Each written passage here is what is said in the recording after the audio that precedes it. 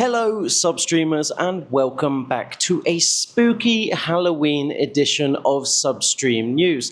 Now my first story today is something that scares all of us. The thought of having your phone snatched. Yes, well, if you watch Reels or TikToks like I do, then you've probably seen a lot of videos from London where, let's say, youths on scooters and electric bikes like to snatch phones and really like drive-by robbery attempts. So yeah, they do this like on the move rather than pickpocketing people because there's an advantage to stealing a phone that's unlocked as opposed to locked. So if you can sneak past someone, steal their phone and get it while it's unlocked, you can try and generate one-time passcodes that allow you to access and extract valuable information from that device. Now that's one of the reasons they do that, and it's something that's needs to be designed out of phones if we're going to have a safe future for mobile technology. Well, I'm quite fortunate. I don't live in London or in a city where this is common, but I'm not surprised to find out that London Mayor Sadiq Khan and the Met Commissioner, whose name is Sir Mark Peter Rowley, QPM, actually held a landmark meeting with a bunch of mobile phone manufacturers, to try and get rid of design flaws that make phones such a desirable thing to steal. If they can make it so that a stolen phone is completely useless and unsellable to the criminal, well, phone thefts could literally come to an end. And so they met, they discussed, and as a result of that, a new technology has arrived, and that is the point of this story. Android device owners will not have to worry anymore because the feature, which is called Theft Detection Lock, designed by Google, will automatically lock devices if someone snatches it and tries to run, bike or drive away. Thanks to AI and sensors working together, your phone will know if it's being grabbed. Now, of course, this could mean that your phone locks automatically a lot more. Like if you snatch it off the bed and when you're in a rush, it could lock. But that doesn't really matter as long as it protects you in the long run, right? If something bad were to happen. Now, it's said that London Mayor Sadiq Khan will continue to work with mobile phone companies because, well, frankly, this reputation that London is the phone snatching capital of the world is quite an embarrassing tag for the UK to have. Final bit of advice before I move on to our next story. If you've had your phone snatched, the first thing you should do is contact your phone provider to kill the SIM card, right? Your tariff, whoever you're with, the phone network, kill your SIM card. If you can remotely put your phone into lost mode or lock it or wipe it remotely, do that as soon as you can.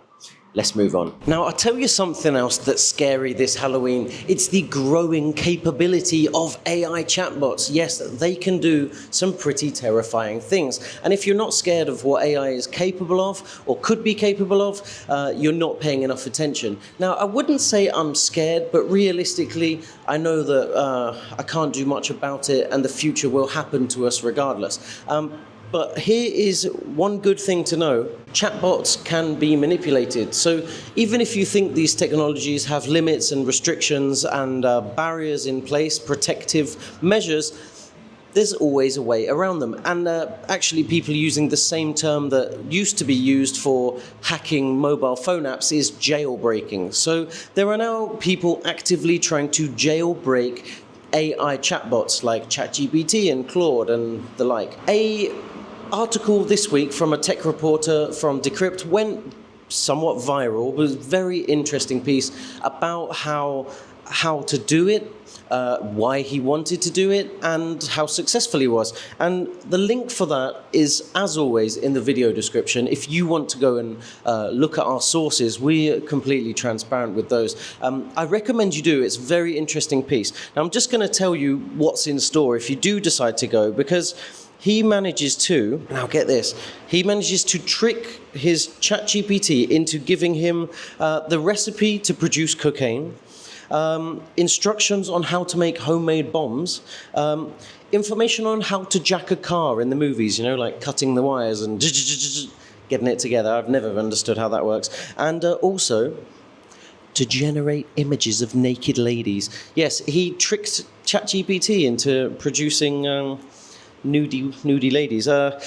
Right, if you're interested, now that last bit might have got some of you interested, yes, go find that link and give it a try for yourself.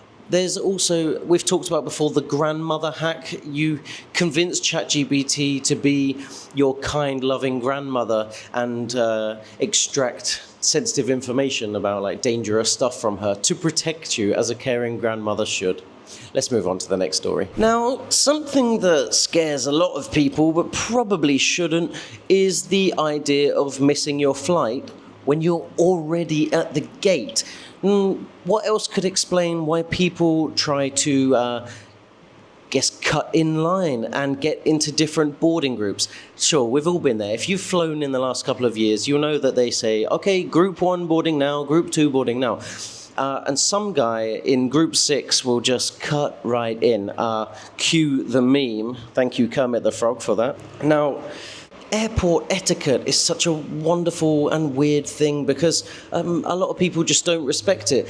And shame on them. And now, thankfully, there's a technology to shame them. So they're calling these people gate lice or boarding frauds. I love both of those terms. And now American Airlines has designed a technology to catch them out and shame them publicly to deter others from doing it. And they're running a beta test of this in Albuquerque International Sunport, Tucson International Airport, and Ronald Reagan Washington National Airport in DC. Now, there's something I must point out here, is that this problem was caused by the airlines themselves putting expensive baggaging prices on flights and giving priority cabin space, overhead cabin space, to the people who board first. So they've created a technology to solve their own problem, so a little pat on the back to them.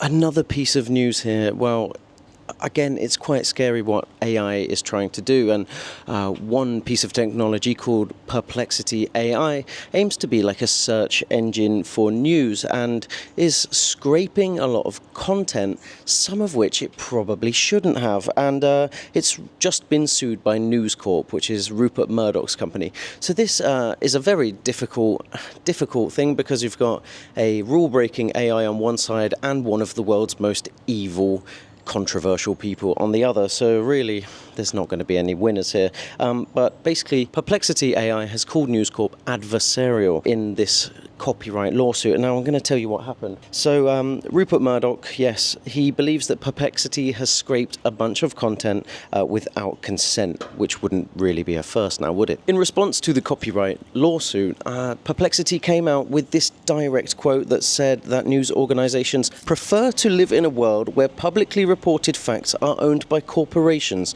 and no one can do anything with those publicly reported facts without paying a toll. Actually, yeah, I agree. Anyway, now no one owns facts. I myself am a journalism major. It's important to state nobody owns facts, but what can be copyrighted is how you report those facts. And so the charge here against Perplexity AI is that they've scraped or lifted content and that is reproducing and sharing that content in an eerily similar, and that's the words used by News Corp, is an eerily similar way. That's a pretty good term on Halloween. It accused them of entirely lifted fragments. Now, I wouldn't exactly say that News Corp is a principled company, especially not with a spearhead like Rupert Murdoch, but their CEO, Robert Thompson, had this wonderful quote to say, and I implore you to listen carefully, because this is perhaps the best quote I've heard about, let's say, intellectual property and AI and how they converge and the danger of it. So listen carefully. Perplexity perpetrates an abuse of intellectual property that harms journalists, writers, publishers, and News Corp. The perplexing Perplexity has willfully copied copious amounts of copyrighted material without compensation, and shamelessly presents repurposed material as a direct substitute for the original source. Perplexity proudly states that users can skip the links. Apparently, Perplexity wants to skip the check. We applaud principled companies like OpenAI, which understands that integrity and creativity are essential if we are to realize the potential of artificial intelligence. Perplexity is not the only AI company abusing intellectual property, and it is not the only AI company that we will pursue with vigor and rigor. We have made clear that we would rather woo than sue, but for the sake of our journalists, our writers, and our company, we must challenge the content kleptocracy. Wow.